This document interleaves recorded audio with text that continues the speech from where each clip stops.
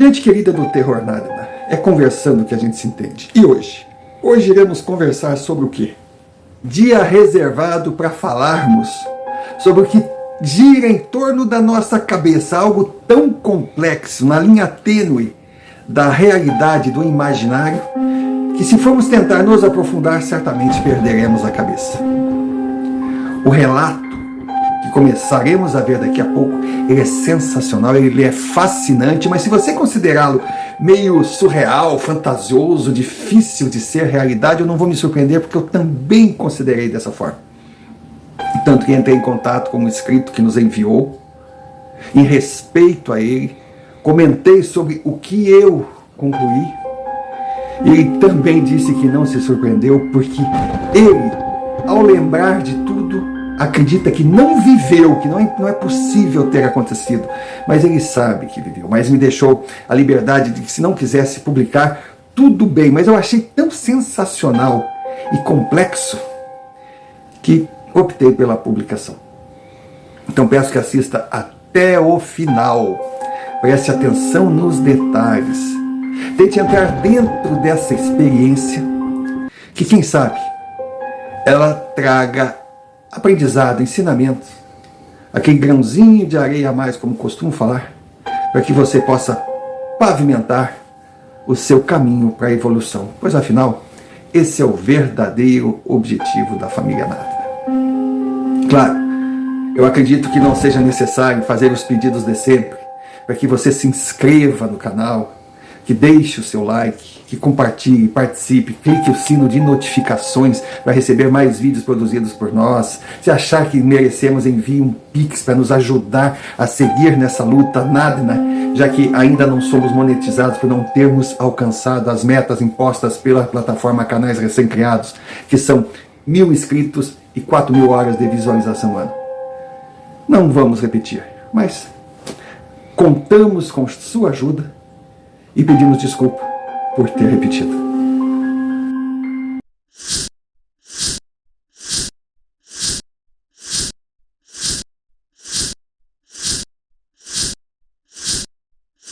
Uh-oh.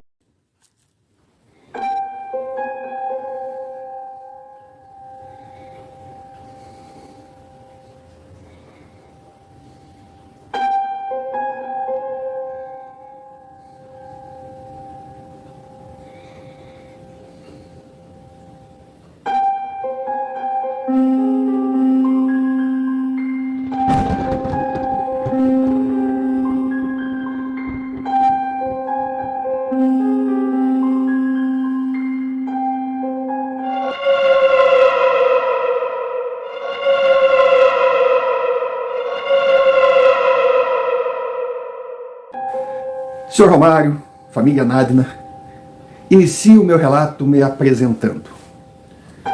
Aqui irei usar o nome de Gabriel Guerreiro. Tanto o nome quanto o sobrenome são fictícios, mas fiz questão de colocar um sobrenome, porque no decorrer da história ele será muito importante. Eu sou neto de Roberto Guerreiro. Então, antes de continuar, vou falar um pouco sobre o meu avô. Roberto Guerreiro sempre foi um homem além do seu tempo. Ele, com 16 anos, já estava trabalhando com seu pai no comércio do seu pai, na empresa do seu pai, que não irei falar o ramo para evitar identificações, também não vou comentar, nem dar pistas sobre a cidade. Apenas dizer que é uma cidade média, dos seus 300.000 habitantes, no interior do Brasil. O estado, você pode escolher o seu preferido. Então, Roberto Guerreiro, o vô Roberto, ele estudava, fazia o ensino fundamental e foi trabalhar com o seu pai. E quando ele entrou lá, ele revolucionou a empresa. O cara tinha assim um tino para ganhar dinheiro, o cara era criativo, o cara era empreendedor. A velocidade dele era ligada nos 200 watts. E nessa idade, 16 anos, ele também começou a namorar a avó Carmen. E claro que o apressadinho não demorou muito. E a vovó, então, com 16 anos também, ficou grávida. Lógico, foi um choque para as famílias. Mas se reuniram e disseram que o que estava feito estava pronto e caberia a ele, o vô Roberto, e a avó Carmen a decisão se iriam casar ou não. Porque se não quisessem casar, cada um seguiria a sua vida e o bebê que estava no útero da minha avó seria muito bem-vindo. Ainda bem que eles agiram assim, porque aquele bebê se tornaria minha mãe. Eu não estaria aqui contando esse relato se a ideia fosse diferente. Mas vô Roberto, sentado assim na frente dos pais dele, nos seus futuros sogros e sogra, eu fico imaginando a cena. Ele sempre foi um homem muito forte, alto, decidido. Não era de meias palavras e falava olhando nos olhos. Ele disse a todos que a gravidez pode ter sido não planejada, mas era bem-vinda. E a mulher que esperava o filho dele era o grande amor da sua vida. E ele iria casar, sim. Não porque ela estava grávida, mas porque ele sabia que o final do namoro seria casamento. Se ela quisesse, ela já poderia se considerar sua esposa. Nossa, minha avó, ela era apaixonada por ele. Naquele momento, os meus bisavós maternos pegaram uma admiração pelo meu avô, que eles parecem que esqueceram a idade. Eram duas crianças. Meu avô havia completado os 17 e a minha avó os 16. Mas eles sentiam que a filha deles estava nas mãos de um homem de verdade. E ele não decepcionou. Não decepcionou, continuou estudando, terminou o ensino fundamental. Na cidade, fez o curso de administração. E sempre na empresa ao lado do meu bisavô. E a empresa foi de vento em popa. Aí nasceu minha mãe. Foi uma festa. Foi uma criança abençoada, uma criança feliz. E o tempo passou. O tempo passou. Minha mãe, com 18 anos, a família toda é acelerada, começou a namorar meu pai. Igualmente, aquele casal que parecia ter nascido um para o outro. A minha mãe já tinha tido outros namoradinhos, mas nada se comparava ao que ela sentiu pelo meu pai. Meu pai já era um homem 6 anos mais velho que ela, já era um homem mais vivido. Também viveu várias paixões, chegou a ficar noivo nos padrões da época, mas quando conheceu a minha mãe, emplacou, casaram, e quando minha mãe completou 21 anos, eu nasci. Claro que a vida de Sr. Roberto Guerreiro sempre reservava uma surpresa extra. No meu nascimento, foi a rapa de tacho. Isso mesmo, a minha mãe não foi sozinha para a maternidade. A minha avó a acompanhou, mas não para cuidar da filha, e sim para ganhar o segundo filho. 2 dias depois do meu nascimento, vinha ao mundo o meu tio Henrique. O velho guerreiro não se aguentava de tanta felicidade. Ele dizia que não sabia se tinha 2 filhos ou 2 netos. De uma tacada só ganhou um filho neto e um neto filho. Em compensação, eu odiava o Henrique. Ele tirou a minha chance de ser filho único e neto único. Sem falar que eu não tinha a minha festa de aniversário. Tinha sempre que dividir a data com aquele mala. Cresci odiando e amando aquele cara, como acontece na relação de infância de todos os irmãos. Henrique, na verdade, serviu para me aproximar cada vez mais do meu avô. Cresci colado a ele e ouvindo seus ensinamentos. Ouvia dele, assim, ensinamentos que até hoje eu guardo. E o principal é que eu era um guerreiro. E o guerreiro, ele tinha que honrar o nome. Guerreiro significava ser homem de verdade, o que não tinha nada a ver com macho, porque macho todo mundo diz que é, todo homem fala que é. É que na verdade só quem pode dar o veredito é a mulher que está com ele. Então não depende dele, mas ser homem depende das atitudes. E o meu avô dizia que o homem não promete, agora se prometer tem que cumprir. E se o homem traçar um plano de vida, custe o que custar, o que está traçado não se apaga. Ele tem que cumprir. Eu repetir daquelas colocações, sabe, me fez acreditar piamente. E eu graças a Deus, agradeço a educação que meus pais me deram e o complemento do meu avô. Eu estava com 14 para 15 anos. E aí aconteceu o que a gente não poderia imaginar que um dia aconteceria. O meu avô começou a cansar. Ele começou a cansar. Sabe? Ele estava ali chegando nos seus 50 anos, mas falou que estava precisando de um ano sabático. Quem sabe até uma década sabática. Sério. Aquele cara que acordava de manhã, ia para o trabalho, dedicado, pá, começou a viajar. Viajar literalmente. Porque ele propôs para minha mãe, para o meu pai, que os dois mudassem para a casa dele, que a casa dele era sensacional, era um sítio, uma casa grande, na frente assim, de piscina, árvores, e no fundo tinha uma casa menor, que aquela casa menor, ele usava como escritório, ele reunia amigos, mas era maravilhoso, era um salãozinho de festas. E ele propôs para o meu pai e minha mãe que nós fôssemos morar na casa dele. Porque ele, a avó Carmen e o tio Henrique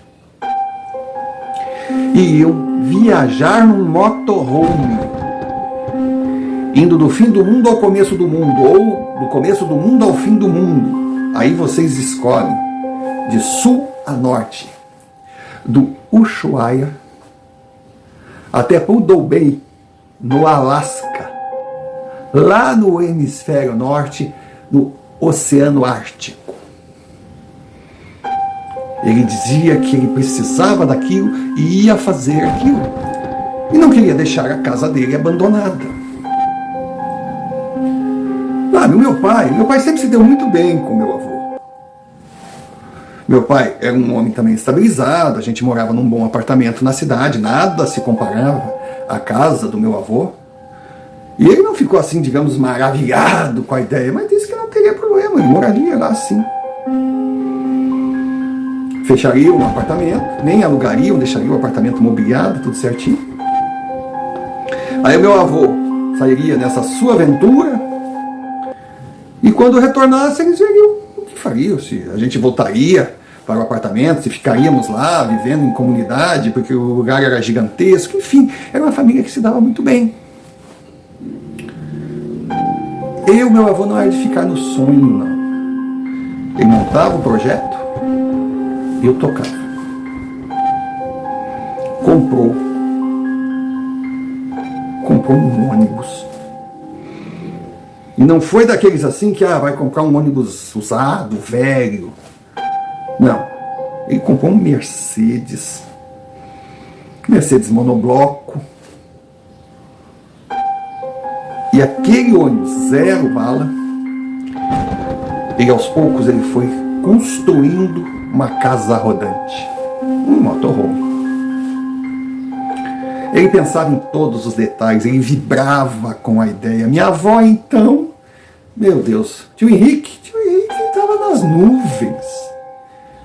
Porque em nenhum momento meu avô falou assim, o Henrique fica aqui com vocês para estudar. Ele diz, não, o menino vai.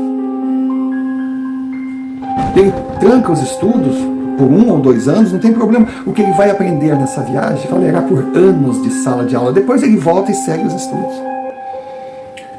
E também, ele começou a acertar sua saída da empresa. Porque o meu bisavô já havia aposentado, já tinha deixado para os filhos. Então, o comando da empresa estava com o meu avô e o tio Getúlio. Meu avô combinou com ele, com o tio Getúlio, Getúlio, cuida da empresa, toca a empresa, fica aqui. Me dá 2 anos. Que eu volto, eu te dou 2 anos também. Aí tu pode tirar tuas férias também. Porque ele botou na cabeça que ia fazer a sua viagem. E olha, eu acho que se o Getúlio não fosse um cara tão legal como era, ele teria forçado a barra. Acho que meu avô venderia a empresa para ele assim com, sabe, por centavos. Meu avô queria ir embora, ele precisava daquilo. E o tio Getúlio também tinha seus filhos que estavam ali, fecharam tudo, estava tudo certo. A viagem estava programada para começar no dia 1º de janeiro de 2016. Mas quis o destino que no dia 21 de dezembro,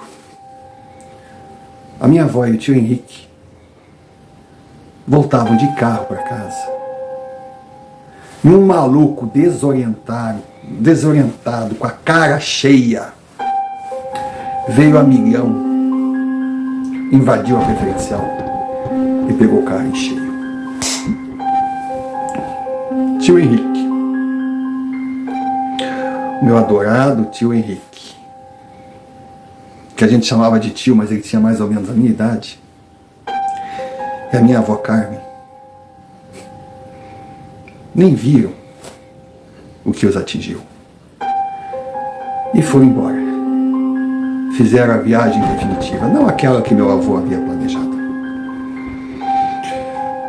Olha, sabe quando o mundo desmorona? Sabe quando o mundo desmorona? Minha mãe, meu pai, a família toda, nós paramos. Já estávamos morando de uma maneira provisória na casa do vô Roberto e convivíamos com o que sobrou dele. Foi muito triste. Porque quando nós mudamos para casa, ele foi para a casinha dos fundos, ajeitou as coisas, praticamente deixou a mobília toda para o meu pai, para minha mãe e para mim. Foi para a casinha dos fundos, já estava morando lá, já montando o motorhome e tudo ali no pátio. E ele simplesmente, como a gente costuma dizer, saiu da casinha. Triste ver o estado daquele homem. Triste ver o estado da minha mãe. Triste ver o meu pai sem saber o que dizer. E triste eu senti o que estava sentindo. Parece que aquele bêbado infeliz, que além de tudo era filhinho de papai, nada sofreu, não foi condenado, não foi nada. E ele conseguiu fazer que a nossa família desmoronasse e conseguiu destruir a vida do meu avô. Aí eu lembro, depois de uns meses passados, meu avô ali parado, porque ele já tinha preparado tudo para não trabalhar. Eu não ia mais na empresa. Acabou a viagem, acabou o trabalho, ele estava ali. Aí foi quando ele olhou para o meu pai e disse assim: meu genro, não vou nem te chamar de meu genro, meu filho, homem que eu sinto um grande orgulho. Eu nunca te pedi nada, posso te pedir? Correto, meu pai? Não vai embora dessa casa. Essa casa é tua. Essa casa é da minha filha, essa casa é do meu neto. Fique, porque eu vou continuar lá na casa dos fundos. Fique não para cuidar de mim, eu não quero ser um peso na vida de vocês. Fique para que eu saiba que não estou totalmente sozinho e que o que eu construí está em boas mãos e nas mãos certas. Fique. Olha, o meu pai não disse nem eu vou pensar, disse sim senhor, eu fico. Mas eu fico, mas saiba que essa casa é sua. No momento que o senhor quiser voltar, é só me avisar que nós vamos para o nosso apartamento. E foi o que aconteceu. Nós permanecemos por lá e meu avô foi para a casa dos fundos. Mas literalmente ele foi para a casa dos fundos. Aos poucos, a minha mãe foi notando. Meu avô foi desligando. Não falava mais com ninguém. Não saía de dentro da casinha dele e de dentro do motorhome.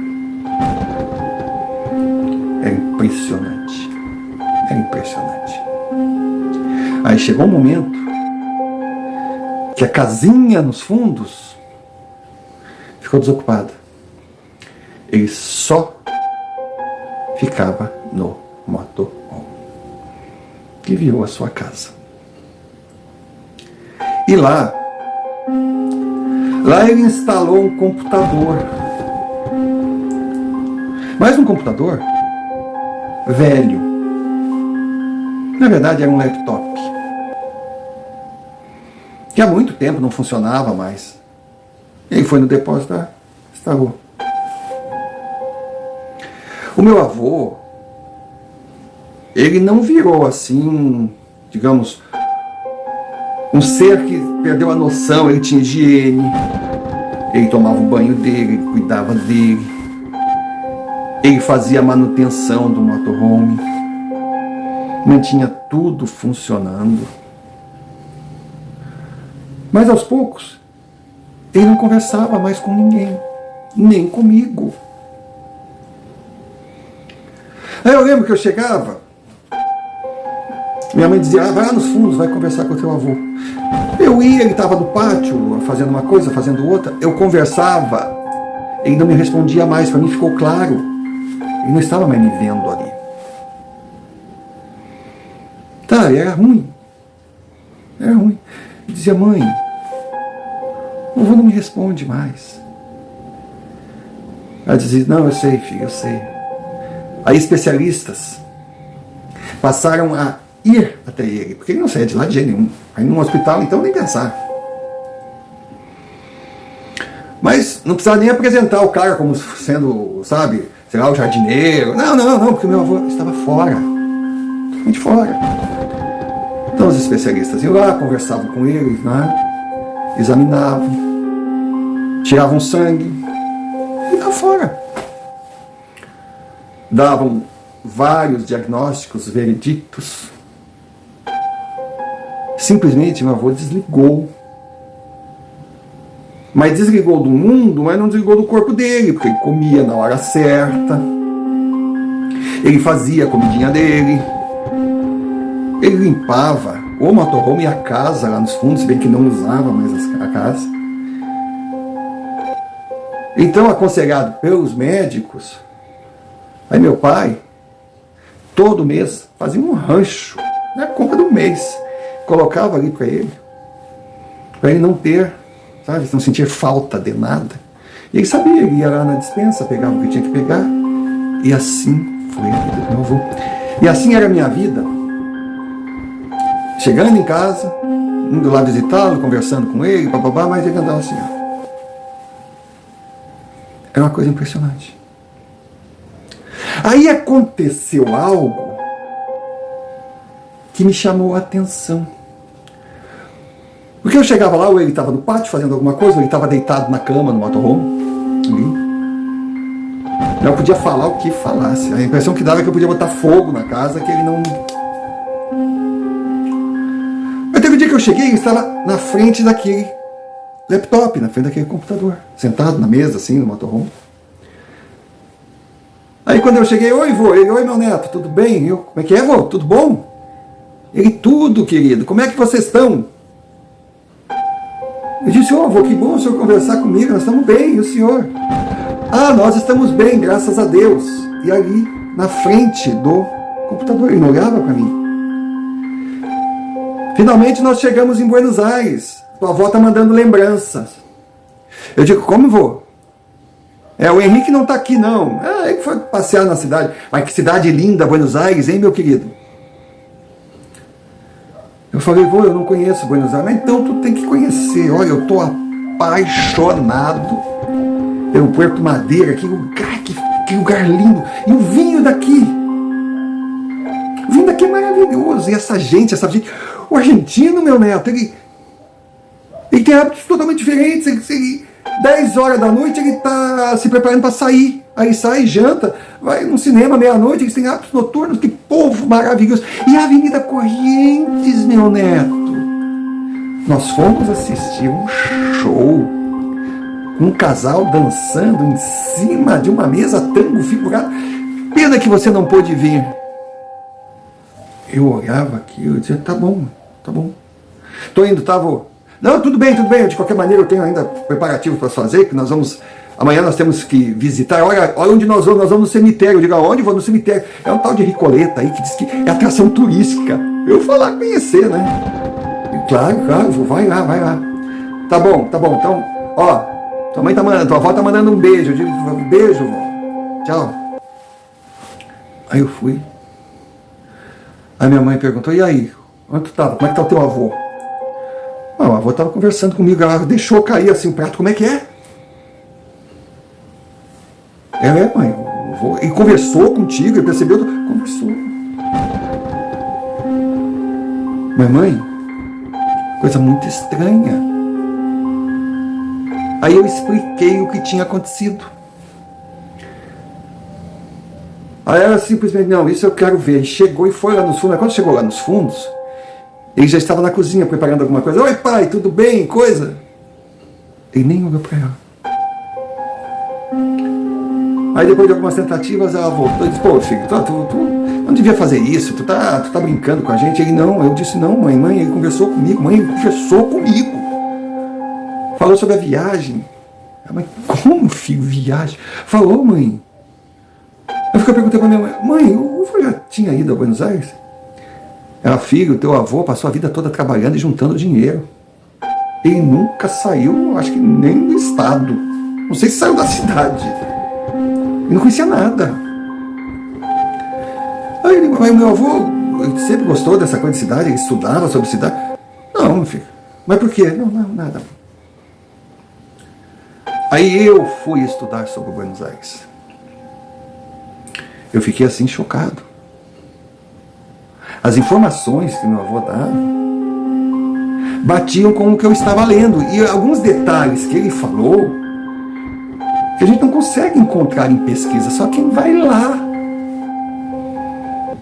Não tem como.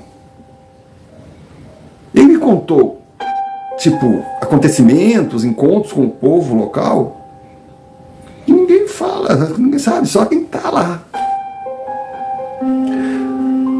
Aí meu pai chegou, eu estava lá pesquisando, aí meu pai bateu no quarto junto com a minha mãe, e aí, filho, como é que estão as coisas? Tua mãe me contou, o que está acontecendo? Eu, pai, o que está acontecendo? Que eu estou aqui pesquisando sobre Buenos Aires.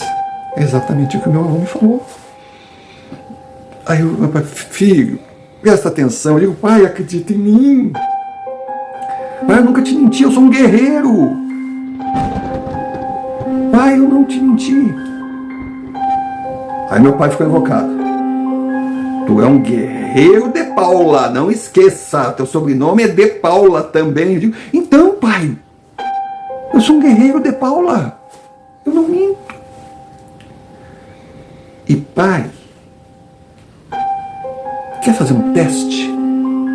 Me passou uma coisa doida na cabeça agora. Aí a minha mãe, que estava ali meio que ouvindo, disse, mas que coisa doida, mais uma, chega, meu Deus do céu. O vô conversou comigo, mas ele estava sentado na frente do computador. Minha mãe, como assim? Tu não me falou? É que eu não associei, mãe. Mas o que ele estava fazendo no computador? Nada, mãe. A tela do computador estava apagada, ele não estava fazendo nada. Mas ele conversou comigo na frente do computador.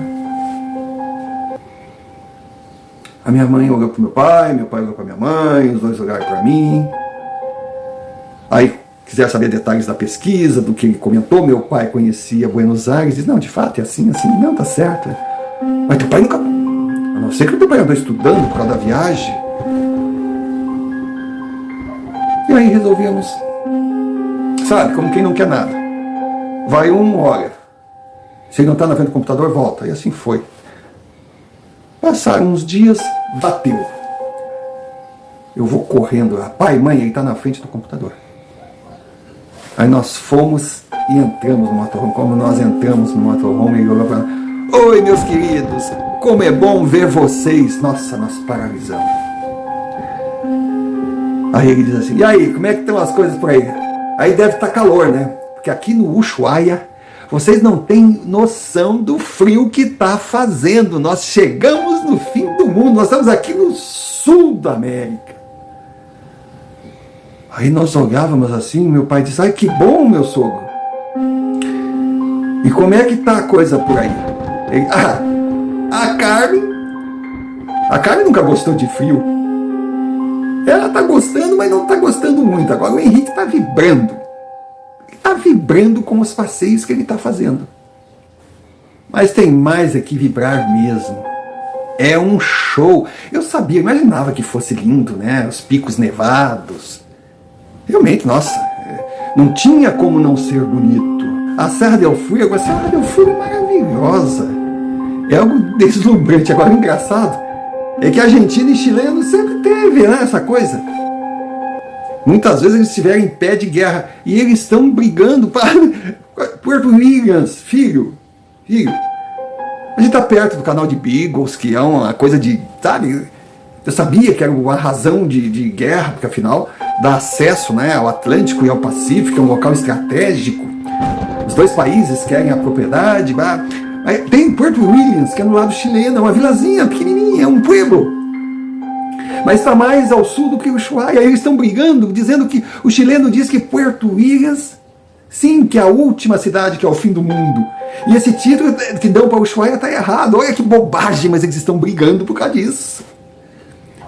Minha mãe, mas quem que tem razão, pai? Sabe, dando meio que... E olha, eu acho que os dois têm razão, o problema aí é a nomenclatura, porque Puerto Williams, pelo que eu vi, nós vamos visitar, porque essa cidadezinha a gente só chega atravessando. É via barco. Mas pelo que eu sei, é questão assim de que é tão pequenininha que não pode ser chamada de cidade. Então o argentino diz que a cidade mais ao sul é Ushuaia. Mas nós vamos lá visitar, olha, a gente conversa, né? Eu falo para vocês. Mas é lindo demais, nossa. Os lagos. Agora tem um frio, né? A avó de vocês. Ela me xingou aqui. Ô, Carmen, deixa de ser idiota, Carmen. É força de expressão. Tá bom, Carmen. Tá bom. Eu sei, eu também tô velho, Carmen, tá bom. Aí eu perguntar, o que tá acontecendo? Ela ficou chateada que eu falei a avó de vocês. Tá bom. Olha, a tua mãe, minha querida, a avó do Gabriel, tá fazendo um chá. O Henrique tá dormindo. Porque passou a noite andando de esquibunda, pisando em neve, pulando. Ele tá aproveitando. Graças a Deus, meu filho tá feliz. Olha, eu vou fazer outra viagem e vou te trazer, Gabriel, porque tu é meu neto do coração. Teus pais não, teus pais têm dinheiro. Eles que se quiserem vir, eles que paguem. E dava risada. Aí ficamos mais um pouco com ele lá, perguntamos, e aí, tá precisando de alguma coisa? Ele, não, aqui a gente tem tudo, graças a Deus. Tivemos problema no motorhome, mas conseguimos, sabe? As empresas aqui de manutenção, mais ou menos, eles estão acostumados, porque vem muito turista pra cá, né? Vem de todo jeito, vem até de bicicleta. E aqui também tem muita agência de turismo, que esses passeios, vários passeios que tem por aqui, é lindo demais. Tem até uma rua que é só casinha com uma agência de turismo. Então, a gente tá bem. E fiquem bem também, tá? Fiquem bem, que agora eu vou ter que desligar. A avó tá me chamando, a gente vai se falando, tá bom? Tá bom, pai. Isso é a minha mãe. Eu olhei pro meu pai assim. Tá bom, meu sogro. O mais engraçado é que ele falava com a gente e não tirava os olhos daquela tela apagada do computador. E é claro que nós saímos dali sem saber o que pensar. Mais uma vez eu fui pesquisar sobre o Ushuaia, batia tudo. Não era possível. Meu avô está falando O que ele nos falou em detalhes, olha, foi uma conversa longa. Se ele realmente não conhecesse. A minha mãe, no dia seguinte, foi no médico que estava tratando meu avô. Ele veio. E quando ele estava lá, meu avô não estava caminhando no pátio. Simplesmente não olhou para a cara dele. Aí conversou com a minha mãe e disse, olha, não houve mudança nenhuma no quadro. Agora essa questão do computador, acho que vocês devem aceitar melhor. Vocês não estão fantasiando, não? Aí meu pai gritou, porra, agora vocês vão dizer que nós tudo estamos doidos fora da casinha? O médico meio que ficou assim. O médico mas era amigo do meu pai, tinha a mesma idade. Não, que isso, Felipe? Não, para. Pô, a gente é amigo. Porra, se nós estamos falando, o meu sogro, quando está na frente do computador, tela apagada, ele conversa com a gente. Aí combinaram, tá bom. Eu vou ficar com o meu celular do meu lado. Quando teu sogro sentar no computador, tu me chama. E dito feito. Demorou, batia na trave, ia aqui, ia lá, de repente encaixou. E lá estavam os 4. Diante do meu avô e aquele laptop de tela apagada. Eu sei que o vô disse, Felipe, meu genro, quem é esse rapaz que está aí do lado? Aí o Felipe falou assim, é o doutor Celso. Doutor? Tem alguém doente aí, pelo amor de Deus? Gritava meu avô. O que vocês estão me escondendo? Minha mãe, não, vô. Vô não, eu sou teu pai. E aí ele diz assim, a tua mãe que está dando risada aqui do meu lado. E o Henrique está debochando de nós todos. O Henrique está mandando um beijo para vocês. Mas quem é esse doutor aí? É amigo do Felipe. Eu acho que eu lembro dele. Eu sei, eu conheci o pai dele. Mas, pô, já é médico? Mas qual a especialidade dele? Aí o doutor falou assim, eu sou ginecologista. Aí meu avô, eu fico tranquilo que não é problema com a minha filha, deve ser com o Roberto. E a gente tinha que rir. Mas a sacada do médico foi muito boa. Aí ele perguntou, o senhor está falando de onde? Ele, da Guatemala. Guatemala? Eu conheço bem a Guatemala. O senhor está onde agora? Ele, eu estou em Antígua. Antígua? Antígua. Antígua é uma cidade linda, nem o senhor conhece? Eu conheço. Com os seus prédios modernos, né? Aí o meu avô deu risada. Já vi que tu não conhece coisa nenhuma. Antígua é uma cidade histórica, uma cidade que já foi capital aqui. Aí sofreu um monte de terremoto. Aí deixou de ser capital, aí, sabe, o centro de governo foi lá para a cidade da Guatemala, aqui ficou abandonado. E o que foi bom, que as construções antigas ficaram aqui, permaneceram, isso aqui é lindo.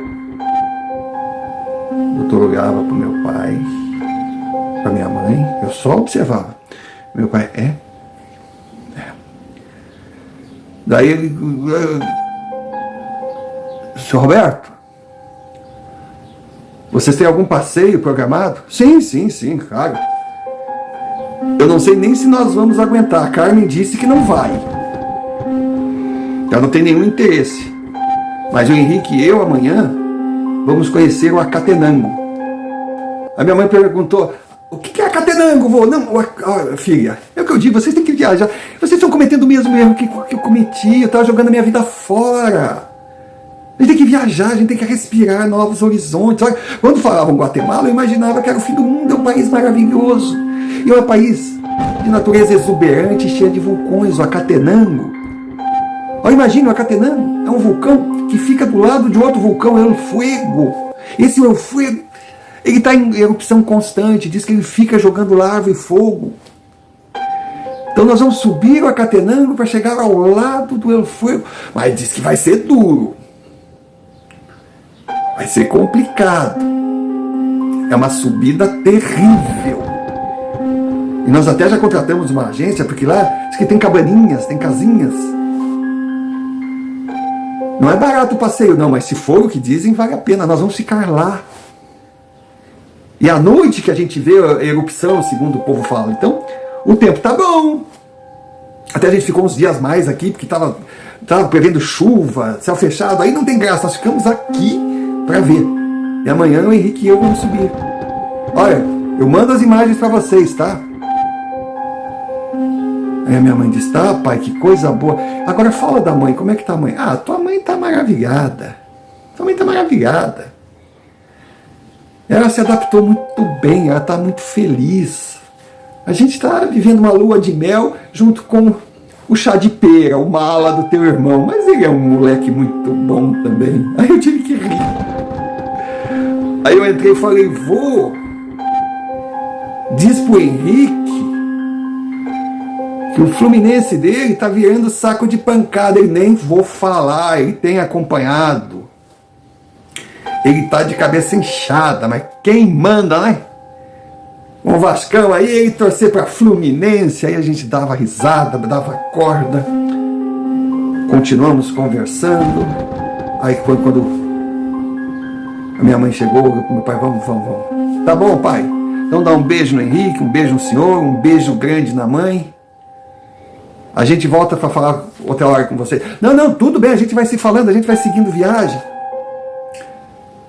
A gente tem muito que andar ainda. Porque afinal nós temos que, sabe, todo o México para cruzar. Imagina o México, minha filha. Depois os Estados Unidos até finalmente chegar no Alasca. Mas a gente vai se falando, a gente não perde contato. E nós vamos mandando as imagens para vocês. Tchau, tchau, tchau. Beijo. Saímos de lá. Tinha um psiquiatra renomado. Não sabia o que dizer. Não tinha um diagnóstico. Imagina nós. Mas seguindo orientações médicas, nós continuamos a ter contato com o vovô, aproveitando quando ele estivesse diante daquele computador. E nós seguimos a viagem com ele. Teve um dia que meu pai perguntou como é que ele chegou até ali, como é que um ônibus foi até ali, tinha estrada. O Sr. Mário explicou direitinho. E cada comentário que ele fazia, a gente passou a pesquisar. Ele disse que subiu a América do Sul até a Colômbia, e da Colômbia despachou o ônibus de navio até o Panamá. Ele deu detalhes do porto, do despacho, de como funciona toda a burocracia, que acabou saindo mais caro do que ele pensava. Porque se ele soubesse, seria mais apertado um pouquinho, mas ele teria feito um motorhome de uma vanzinha. Aí mandava para o container, podia até dividir o container. Aí falava isso e dizia, tua avó tá me xingando aqui, só se tu fosse sozinho viver, se aqui a gente já tá um pouco espaço, imagina numa van, por que não quis vir de Fusca de uma vez, sabe, aquela coisa toda assim. Detalhes sobre a cidade do Panamá, detalhes sobre a América Central. Falou que o Mar do Caribe é maravilhoso, que ele adorou a Praia de Libertad em El Salvador. Sabe, ele comentou sobre a violência de Honduras, que Honduras foi o país que eles queriam conhecer mais detalhadamente, mas ficaram com medo e atravessaram. Saíram rapidinho. No México, então, ele estava maravilhado pelo México. Engraçado, meu avô. Estados Unidos era todo moderno, era toda coisa, ele sabia, sabe? Primeiro mundo, cidades maravilhosas, cidades incríveis. Mas ele não conseguia imaginar, ele disse que ele estava surpreso com a natureza dos Estados Unidos. Que ele teve vontade de ficar até mais tempo, fazer de costa leste a costa oeste, que cada recanto era uma coisa linda, e era uma organização. Tinha as rest areas que ele falava, que eram locais onde os motorhomes podiam ficar com proteção. Falou que o Walmart era uma mão na roda, até isso ele falava. Sabe, cada quilômetro ele ia passando para nós. Aí, sabe, eu lembro da vibração dele quando ele disse, sabe, que tinha chego na Alaska Highway, que levaria até o Alasca, sabe? Sem contar que ele dizia que quando eu aposentar, que está cedo, eu vou morar no Canadá. Aquilo que é país. Ele fala, olha, nós estamos aqui. Meu Deus do céu, isso aqui é um sonho. E ele dizia detalhes, sabe? Colonização inglesa, francesa. Era impressionante. Ele falava diante daquela tela escura e parecia que eu estava vendo Quebec, Vancouver. E a felicidade dele. E ele conversava com a gente, conversava com a avó Carmen, conversava com o Henrique, ele conversava com a família, ele estava ali viajando. Era uma coisa louca. Era uma coisa louca. Só que a gente não imaginava que o mais impressionante ainda estava por chegar. Sabe, Sr. Romário, eu via na minha mãe uma felicidade tão grande, até no meu pai. Eles não estavam mais preocupados em saber o que estava acontecendo, eles estavam felizes em saber que o meu avô, no mundinho imaginário dele, estava feliz. Isso era lindo demais. E na cabeça dele, diante daquela tela escura, ele de Fairbanks até entrar no Círculo Polar Ártico eram apenas 314 quilômetros. Ele dizia, filha, nós chegamos, nós passamos todo tipo de sufoco. Olha, passamos aqui por situações que nem comentamos com vocês para não deixar vocês assustados. Até em meio de tiroteio nós tivemos quebrados na estrada. Sabe, nós fomos barrados por polícia. Nós ficamos sem água, ficamos dias sem tomar banho. Não foi tudo flores, mas valeu cada segundo e cada centavo gasto. Porque nós estamos a 314 quilômetros do Círculo Polar e há mais ou menos umas 15 horas até Prudhoe Bay. Sabe o que é Prudhoe Bay? Filha, é a última cidade do norte. Depois dela é o Oceano Ártico. Nós chegamos, nós estamos no topo do mundo. Filha, como Deus é bom.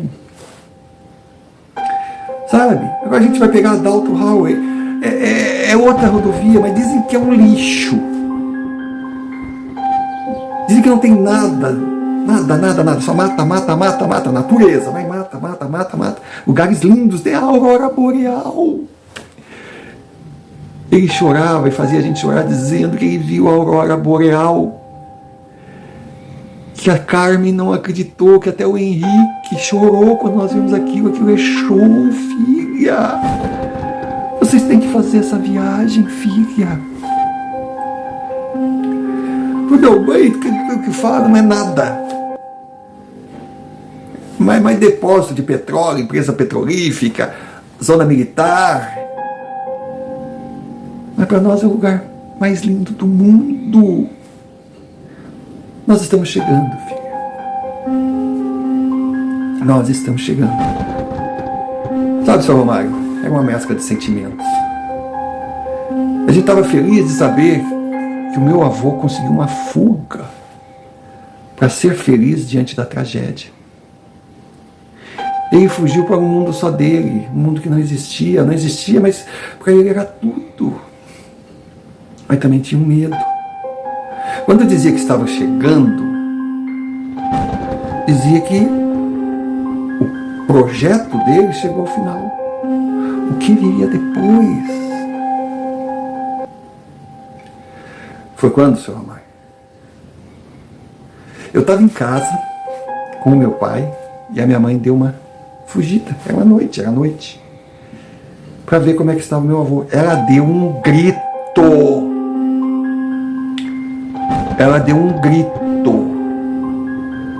Mas um grito tão desesperado que meu pai e eu, nós saímos, sabe? Estou pensando em tudo, a distância era grande, mas o grito foi grande. Mas o que houve, meu Deus do céu? E entramos correndo, motorhome adentro. Seu Mário, meu avô estava deitado na cama e minha mãe estava diante da tela do computador.